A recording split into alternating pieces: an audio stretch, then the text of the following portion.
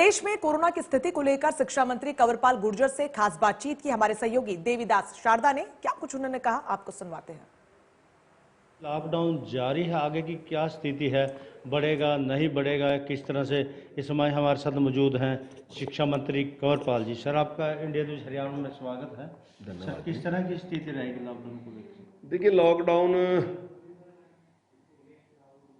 से जो चेन थी वो कि चेन टूटनी चाहिए, क्योंकि पेशेंट बढ़ते जा रहे थे और मुझे उम्मीद है कि आज से शायद पेशेंट में कमी आनी शुरू हो जाएगी, लेकिन अभी थोड़ा टाइम लगेगा। मुझे उम्मीद है, वैसे तो माननीय मुख्यमंत्री जी इसकी घोषणा करेंगे, मैं इसके ना ही मेरा ये कोई अधिकार है, लेकिन मुझे लगता है जैसी परिस्थितियाँ हैं उसमें लॉकडाउन हो सकता है बढ़े थोड़ा।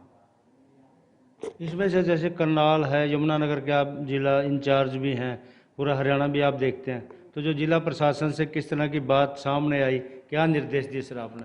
देखिए, जिला प्रशासन के साथ कल मेरी यमुनानगर में बैठक हुई थी, अभी 2-3 दिन पहले मेरी करनाल में बैठक हुई थी। बहुत अच्छे तरीके से सारा कुछ चल रहा है। तो हमने उनसे एक ये भी कहा था कि भाई आप रोज़ प्रेस करें और प्रेस करने के बाद आप लोगों को जागरूक करें इसके बारे में, क्योंकि बहुत बड़ी संख्या में ऐसे पेशेंट हैं जिनको कोरोना पॉजिटिव तो हैं वो, लेकिन वो जो अपनी दवाइयाँ, आम रूटीन की दवाइयाँ, उनसे वो ठीक हो जाता है। 80% से ज़्यादा पेशेंट ऐसे हैं जिसको जो सामान्य दवाइयाँ हैं वो देने से वो ठीक हो जाता है, कोई ऐसी दिक्कत है नहीं।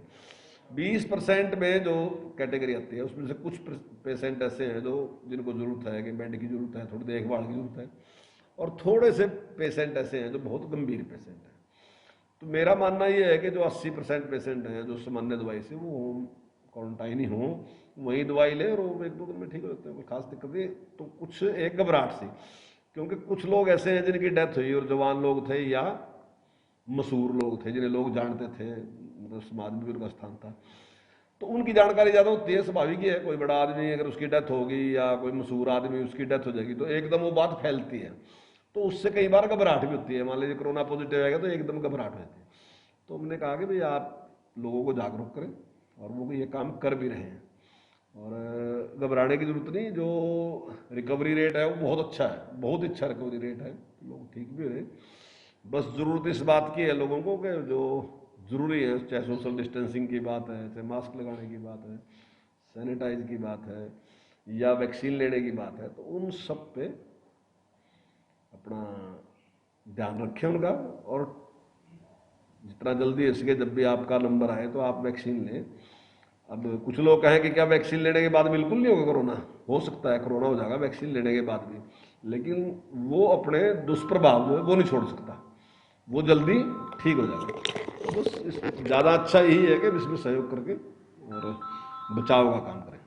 इसमें सर जिस तरह से वैक्सीन की बात आती है, वैक्सीन जो है वो कहते हैं कि जो रजिस्टर्ड होगी उसी को ही लगेगी, लेकिन बहुत थोड़े समय के लिए पोर्टल खुलता है और बाकी लोग देखते रह जाते हैं। नहीं, देखिए, अब अपना देश इतनी बड़ी जनसंख्या है, अभी जो दुनिया में, सारी दुनिया में जहाँ इंजेक्शन लगे हैं, तो मेरा ख्याल है अभी तक बहुत कम देश है जहाँ इतने इंजेक्शन लगे जितने हमारे देश में लग गए।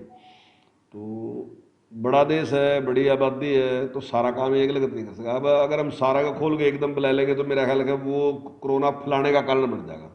तो हमने ऑनलाइन बुकिंग का जो सिस्टम किया कि भाई आप रजिस्टर्ड कराओ अपना कि मेरे को इंजेक्शन लगना है, तो मान लीजिए आज 10,000 लोगों को इंजेक्शन लगने या 5,000 लोगों को इंजेक्शन लगने, और वो ऐसे 50 स्थान है या जितने स्थान हैं, तो वहाँ 100 को लगने, 200 को लगने, 300 को लगने या 500 को लगने, जितने भी इंजेक्शन लगने, तो वहाँ उसको पोर्टल में पता चल जाएगा कि इस टाइम मेरा नंबर आएगा।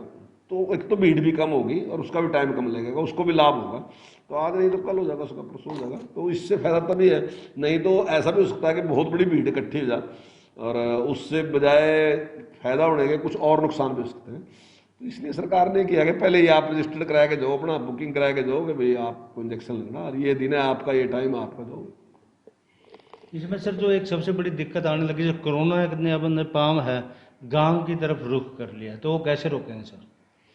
देखिए, हमने गांव में भी मीटिंगें शुरू की और हमने कल भी मेरी बात हुई थी, और हम एक विचार कर रहे कि भाई जो गांव के प्रमुख लोग हैं, जैसे सरपंच है, एक सरपंच है, नंबरदार है, चौकीदार है, गांव में एक पढ़ा लिखा व्यक्ति जो भी रिटायर्ड आदमी है, तो ऐसे कुछ 5-7 लोगों की एक कमेटी गठित करके उसको कहेंगे कि भाई वो गांव में जागरूकता फैलाएं।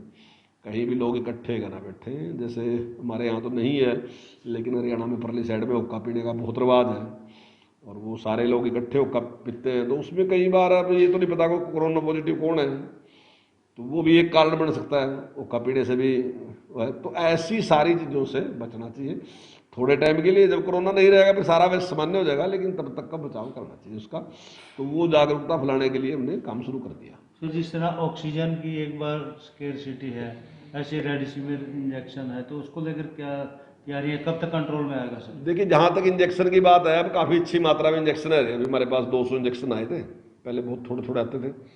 लेकिन एक दूसरी बात क्या है कि इंजेक्शन की एक लिमिट है, कब तक जरूरत है। जैसे कुछ लोगों का मानना है कि 7 दिन तक ही वो इंजेक्शन प्रभावी है। अगर किसी को पेशेंट को वो कोरोना प्रभावित है तो 7-8 दिन तक वो इंजेक्शन प्रभावी है, उसके बाद उसका कोई बहुत असर नहीं है। तो लेकिन क्या करते हैं, कई बार वैसे ही लिख के देते हैं कि भाई चाहे उसका मतलब एक उसको 10-12 दिन 15 दिन भी हो गए तब भी कहते हैं इंजेक्शन लियो। तो उसके बारे में भी हमने CMO साहब भी मीटिंग में थे, उनसे भी कहा कि आप एक कमेटी बनाओ और जिन लोगों को जरूरी है उन लोगों को तुरंत दो इंजेक्शन, ताकि उनको ठीक किया जा सके। और जहाँ जरूरत नहीं है, मान लीजिए इंजेक्शन का असर ही खत्म हो गया, अब 7 दिन के बाद तो इंजेक्शन का असर ही नहीं है कुछ भी, जो डॉक्टरों का कहना है। वो कहते हैं कि 7 दिन तक उसका, उसके बाद तो उसका असर ही नहीं है। तो अगर असर नहीं है तो फिर उसकी जरूरत भी नहीं है। तो जो दूसरी चीज़ की जरूरत है फिर वो चीज़ जो जिससे वो ठीक हो सका। तो थोड़ा सा कई बार अब इतनी बड़ी एक समस्या सामने आई, एक विपत्ति सामने आई, तो घबराहट में भी कुछ कई चीज़ें होती रहती हैं। लेकिन कुल मिला के समाज का भी सहयोग अच्छा मिल रहा, और हमारे जो डॉक्टर साहबान हैं, अन्य उनके साथ जो कर्मचारी हैं, वो सब भी और दूसरे अधिकारी भी बहुत अच्छे से लगे हैं, ठीक से काम चल रहा है। सर, एक इंडिया न्यूज़ के दर्शकों को आपका संदेश, जैसे प्लाज्मा थेरेपी भी है, और क्या कहना चाहेंगे, कोरोना से कैसे बचें? नहीं, देखिए जो जरूरत है, देखिए अपने यहाँ ब्लड डोनेट करने का तो बहुत लोगों में हिम्मत आएगी। अब ब्लड डोनेशन तो इतना है कि मेरे ख्याल के लेने वाले ही थक जाते हैं, देने वाले नहीं अब थकते बिल्कुल भी।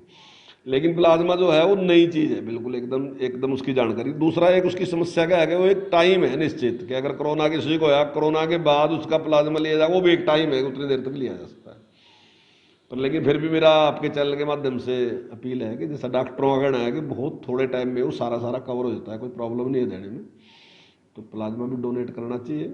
और दूसरा मेरी अपील यही है कि जो भी विशेषज्ञ कहते हैं, चाहे वैक्सीन लगवाने की बात है तो निश्चित तौर से बड़ी जिम्मेदारी के साथ वैक्सीन लगवाएं, ताकि इसको हराया जा सके। और दूसरे जो फ्रेज हैं, जो शुरू से माननीय प्रधानमंत्री जी, मुख्यमंत्री जी और हमारे डॉक्टर साहबान कह रहे हैं, चाहे सोशल डिस्टेंसिंग की बात है, चाहे मास्क की बात है, चाहे दूसरा सैनिटाइज की बात है, उन सारी चीज़ों पर पूरा ध्यान दें। वैसे मुझे बड़ी खुशी है कि लोग बहुत ध्यान दे भी रहे। मैं अभी कई जगह जाके आया जहाँ डेथ हुई थी, तो लोगों ने पानी देने के बजाय सैनिटाइज ही दिया वहाँ। तो मतलब कहीं गया भी तो वो भी लोग ध्यान रख रहे, और भीड़ भी कहीं थी, कहीं भी 2-4 लोग ही बैठे थे, तो उन्होंने भीड़ का भी बचाव कर रहे। हालांकि बहुत अच्छे लोग हैं समाज में, ऐसी बात नहीं है, सब लोग जिम्मेदारी से लग रहे, लेकिन और अगर कहीं कुछ कमी है तो उसको भी ठीक करना चाहिए। धन्यवाद। ये थे हमारे साथ शिक्षा मंत्री कंवरपाल गुर्जर जी, जिन्होंने बताया कि किस तरह से कोविड से बचना है, खुद बचना है, समाज को बचाना है। यमुनानगर से देवीदास शारदा, इंडिया न्यूज़ हरियाणा।